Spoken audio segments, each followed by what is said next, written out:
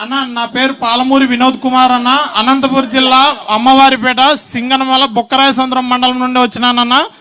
నేను హలో అన్న, నా పేరు పాలమూరి వినోద్ కుమార్ అన్న. వినోద్ లోకల్ చేద్దామబ్బా అన్న. అంటే నేను ఇప్పుడు 100 ప్రోగ్రామ్ అన్నా నీ కోసం రావడం అన్నా. లోకల్ నీ ఓదార్పు యాత్ర కాటి నుండి ఈ బస్సు యాత్ర ఇప్పుడు అంటే ఆత్మీయ సమ్మేళన మాటలు ఉన్నాయి కదా, ఇప్పటి వరకు 100 ప్రోగ్రాముల్లో ప్రతి ప్రోగ్రామ్ కి నన్ను దేవుడు ఎక్కడున్నాడో తెలియదు కానీ పూజారి అడ్డుపడినట్లు నన్ను పోలీసు వాళ్ళు అడ్డుపడినారన్నా. నువ్వు ఎక్కడున్నావో నాకు తెలియదన్నా. నీ కంట్లల్లో నన్ను చూసుకుంటున్నానన్నా. ఎందుకంటే 2005లో నాకు చూపు పోయిందన్నా. 2004లో నాన్నగారిని నా కల్లారా చూశానన్నా. నాన్నగారిని నా కల్లారా చూసా. అనంతపురంకి వచ్చినప్పుడు నా కల్లారా చూసిన పిల్లోన్ని మా నాన్న తీసుకొని పోయినాడు. నా కల్లారా చూసిన. ఇప్పుడు మిమ్మల్ని కూడా ఒక్కసారి చేయి తడమల్లనే ఆశతోనే ఇక్కడికి వచ్చినానన్నా.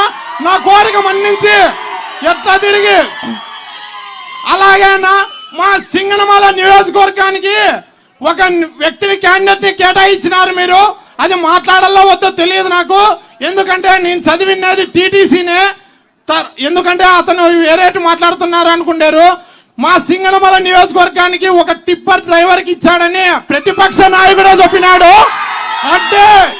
అంటే సగానికి సగం ఆల్రెడీ గెలిచేసినాము సింగనమల నియోజకవర్గాన్ని అని మేము జగన్మోహన్ రెడ్డి గారికి ఇప్పుడే స్వాగతంగా చెప్తున్నాము. ఎందుకంటే వీరాంజనేయులు అనే వ్యక్తి టిప్పర్ డ్రైవర్ ఒక్కటే. కాకపోతే టిప్పర్ వచ్చి గుద్దితే సైకిల్ ఉంటుందా? టిప్పర్ వచ్చి గుద్దితే సైకిల్ ఉంటుందా? నాకు కనిపించదు. నీకు కనిపిస్తుంది కదా బాబు, నీకు కనిపిస్తుంది కదా. నువ్వు చూడు, సింగనమల నియోజకవర్గంలో జూన్ 4వ తారీఖు జెండా ఎగరేసి జగనన్నకు గిఫ్ట్ గా నేను అమ్మవారిపేట పాలమూరి వినోద్ కుమార్ నేనే అన్నకు స్వాగతం పలుకుతాను. ఓకే, థ్యాంక్స్ అన్న. Thank you Vinod. మా మైక్ మాత్రం లోకల్ వాళ్ళకు ఎందుకంటే అభిమానం ఎక్కువ ఉండి మిగతా వాళ్ళు కూడా కార్యకర్తలు వాళ్ళు వీళ్ళు కూడా చాలా వచ్చింటారు.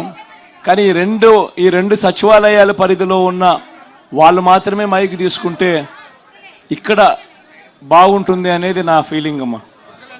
తుగ్గలి రాతల ప్రజలు మాత్రమే మాట్లాడే ఇవ్వండి.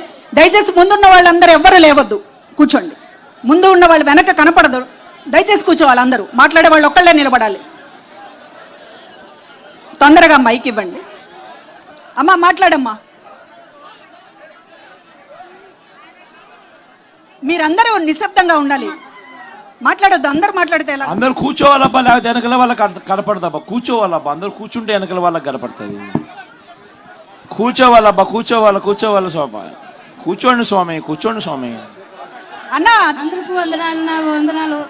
అన్న కోసం మేము అందుకే దయచేసి అందరు మాట్లాడొద్దు. వందనాలు.